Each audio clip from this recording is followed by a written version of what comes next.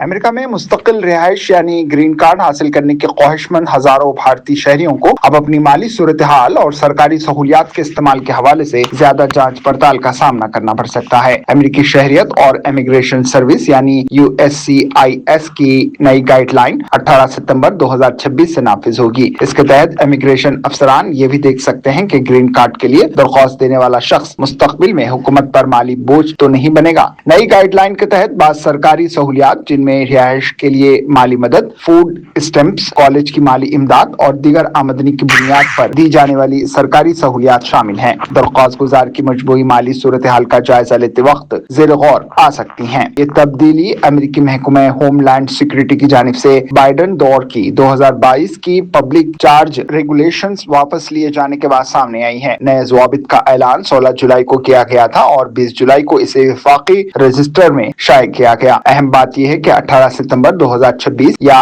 اس کے بعد مستقل رہائش یا اسٹیٹ ایڈجسٹمنٹ کے لیے جمع کرائی جانے والی درخواستوں پر نئی گائیڈ لائن لاگو ہوں گی، جبکہ 23 دسمبر 2022 سے 17 ستمبر 2026 کے درمیان جمع کرائی گئی درخواستوں کا فیصلہ 2022 کے ضوابط اور متعلقہ رہنما اصول کے تحت ہی کیا جائے گا۔ اس تبدیلی کا اثر ان ہندوستانی شہریوں پر پڑ سکتا ہے جو خاندانی یا ملازمت کی بنیاد پر امریکہ میں مستقل رہائش حاصل کرنے کی کوشش کر رہے ہیں۔ تاہم یہ نئی جانچ ان افراد پر لاگو نہیں ہوگی جو پہلے ہی گرین کارڈ ہولڈر ہیں یا امریکی شہریت رکھتے ہیں۔ خاندانی بنیاد پر گرین کارڈ کے لیے درخواست دینے والے زیادہ تر افراد پبلک چارج کے جائزے کے دائرے میں آئیں گے۔ ان میں امریکی شہریوں کے شوہر یا بیوی، بچے اور والدین، جبکہ مستقل رہائشی افراد کے شوہر یا بیوی اور بچے شامل ہیں۔ اس کے علاوہ امریکی شہریوں کے بالغ بچے اور بہن بھائی، امریکی شہریوں کے منگیتر اور بیوہ یا بیوائیاں بھی اس جانچ کے دائرے میں آ سکتے ہیں۔ ملازمت کی بنیاد پر گرین کارڈ کے بعض امیدوار بھی اس جائزے کا حصہ ہوں گے۔ اس میں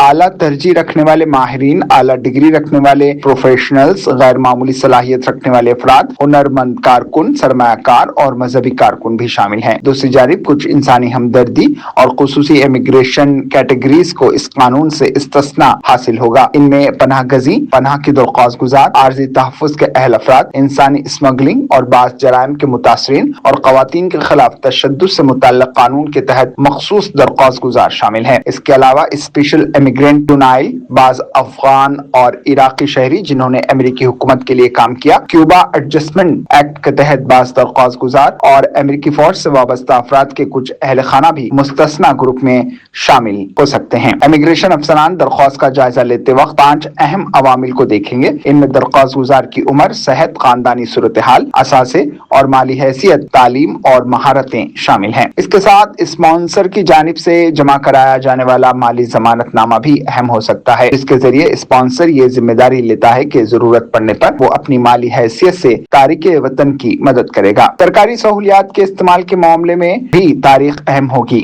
18 ستمبر سے پہلے حاصل کی گئی بعض سہولیات کے معاملے میں صرف آمدنی برقرار رکھنے کے لیے دی جانے والی نقد مالی امداد اور حکومت کی جانب سے فراہم کردہ طویل مدتی ادارہ جاتی نگہداشت کو دیکھا جائے گا، لیکن 18 ستمبر 2026 یا اس کے بعد حاصل کی جانے والی آمدنی کی بنیاد پر دی جانے والی سرکاری سہولیات میں رہائش اور خوراک سے متعلق امداد بھی جائزے میں شامل کی جا سکتی ہے۔ تاہم صرف کسی سرکاری سہولت سے فائدہ اٹھانے کی وجہ سے گرین کارڈ کی درخواست خود بخود مسترد نہیں ہوگی۔ USCIS کے مطابق افسران تمام متعلقہ شواہد کو دیکھتے ہوئے ہر درخواست کا فیصلہ مجموعی حالت کی بنیاد پر کریں گے۔ کسی ایک عنصر کی بنیاد پر اسپانسر کے مطلوبہ مالی ضمانت نامے کی عدم موجودگی کے علاوہ یہ فیصلہ نہیں کیا جا سکتا کہ درخواست گزار مستقبل میں حکومت پر بوجھ بن سکتا ہے۔ اگر کسی درخواست گزار کو صرف پبلک چارج کی بنیاد پر گرین کارڈ کے لیے نااہل قرار دیے جانے کا امکان ہو تو اسے مالی ضمانت جمع کرانے کا موقع دیا جا سکتا ہے۔ اس ضمانت کی رقم اس ممکنہ سرکاری امداد کی بنیاد پر طے کی جائے گی جو حکومت کے اندازے کے مطابق درخواست گزار کو آئندہ 5 سال کے دوران حاصل ہو سکتی ہے۔ امریکی حکام کے مطابق درخواست گزار اپنی طرف سے پہلے سے ضمانت کی رقم جمع نہیں کرا سکتا۔ اس کے لیے پہلے USCIS کی جانب سے درخواست مسترد کرنے کے